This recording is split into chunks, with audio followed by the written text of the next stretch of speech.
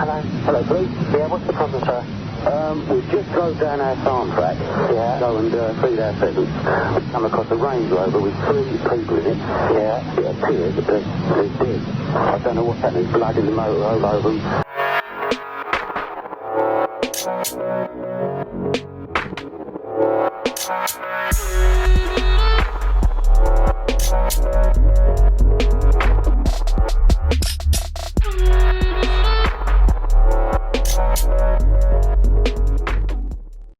And welcome back to a new video on the Essex Boys case. As always, if you are enjoying the content, please do give the video a thumbs up.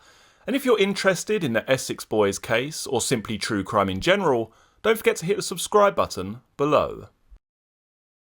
Now, before I start this video, it's important for me to mention that the author does not seek to discredit any previous accounts or versions of events leading up to the gruesome murders. He merely offers an interesting alternative scenario to be considered.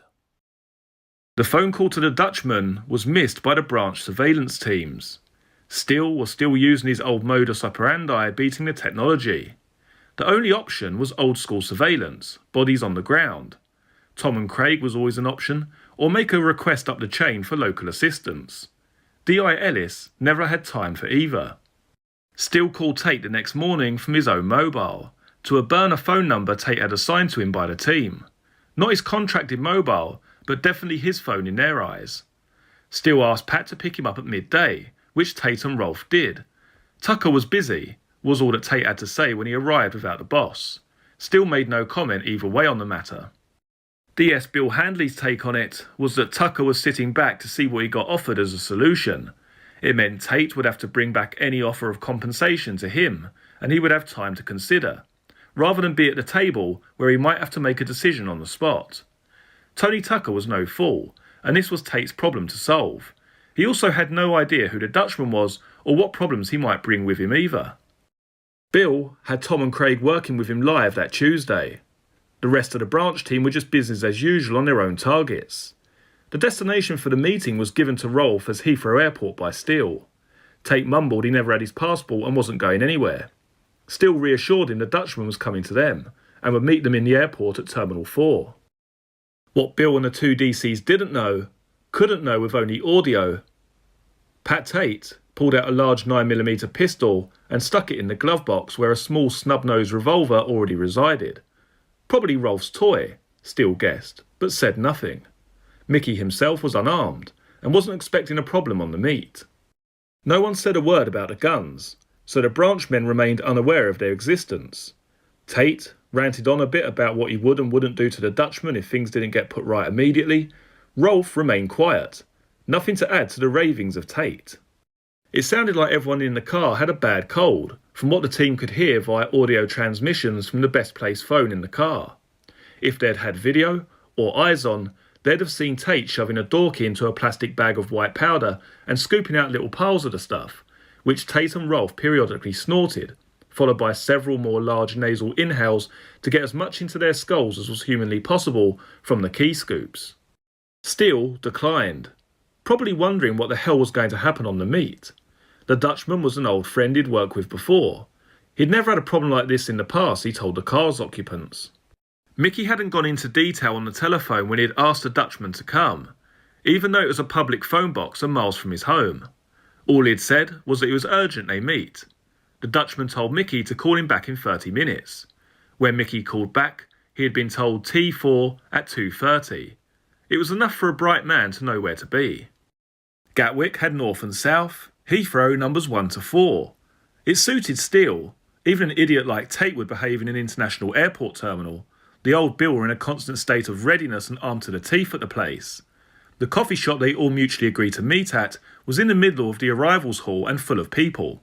Not the best place for Pat Tate, who was starting to look uncomfortable in his coked up state. Rolfe was handling it a lot better, but Pat still did his best to look menacing, which came easily. The conversation was easy enough to follow if you were at the table, but with the background noise of the busy airport terminal, the team struggled to get everything heard. The usual greetings and salutations over, the meeting got to the business in hand. And why the request for the urgent meeting? The pills were great, they needed more. The weed was bad, lots of problems, and they were owed compensation. That was the long and short of the exchange. Things were staying peaceful for the present by the sound of things. What they couldn't see was another matter, and they hoped Pat held it together. From what they could hear, the Dutchman sounded smooth and unconcerned. One of the biggest problems the special branch teams always had was never really knowing exactly what regular law enforcement was up to on a day-to-day basis. Or even more unpredictable, the taxmen turned FBI wannabes who now called themselves Her Majesty's Revenue and Customs. Pat Tate was a known criminal, as was Craig Rolfe and Mickey Steele. They were meeting an unknown Dutchman at London's main international airport. HMRC liked to think of the ports as their patch, and the Dutchman was a complete unknown to the team. He may well be on others' radars and attract attention with his arrival in the UK. Right now, other elements of the UK's law enforcement might be looking at the meeting or the activities of any particular one of those four men at the table, or even as perhaps part of an ongoing investigation. The arrival of the Dutchman might trigger some new investigation. The branch operation was one conducted in the shadows with a long game strategy. The other outfits had their own agendas, their own personalities, and could march in at any moment and put an end to something before it even started. It happened before, and would continue to happen to the teams in the shadows. It was par for the course, and something they had to live with. Yes, they would usually get the heads up on the bigger, longer-running operations of the other elements in play. Someone further up the food chain in their organisation obviously had a handle on the bigger stuff the local boys in blue were into. They also had the ability to listen in to what the other outfits were doing, and did so without hesitation, if they felt it necessary in the game they played. If another investigation was underway, and someone moved on any one of the players on their watch, then so be it. There was little they could do to stop it. Just sit back and watch. Frustrating and occasionally funny.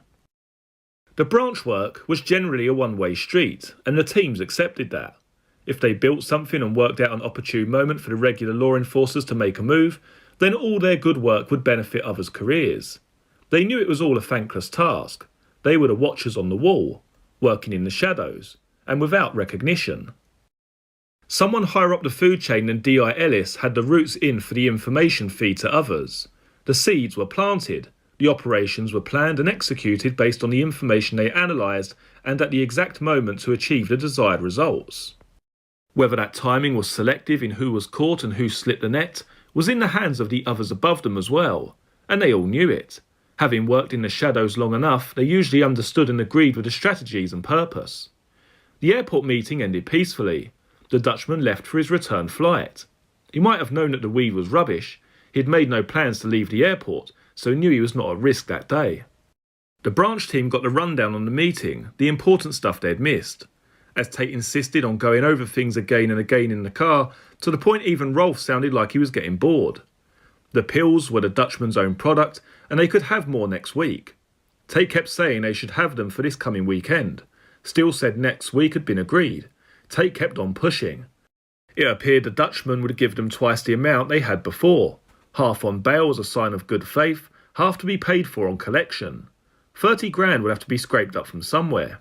Steele pointed out the stuff on bail was half the value of the dodgy bit of weed, and the weed had to be worth something. It couldn't all be that bad. Tate wasn't interested. He was growling again. The weed had been brought in from another Dutch outfit, specifically for them by Mickey's Dutchman, and he wasn't going to go back to the supplier to sort things for them, but would need the product back for them to return it.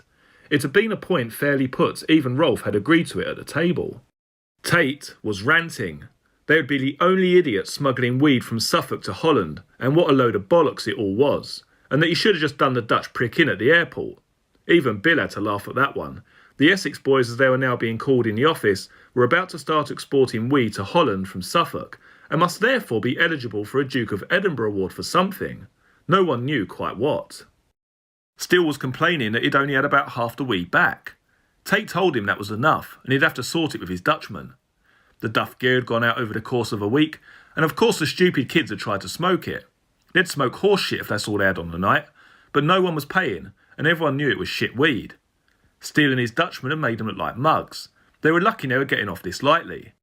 In truth, neither Steele nor anyone in the branch team believed it was going to be that simple for Mickey with Tate. Pat Tate had now got a hook into Steele, and he would soon try to get into the Dutchman directly.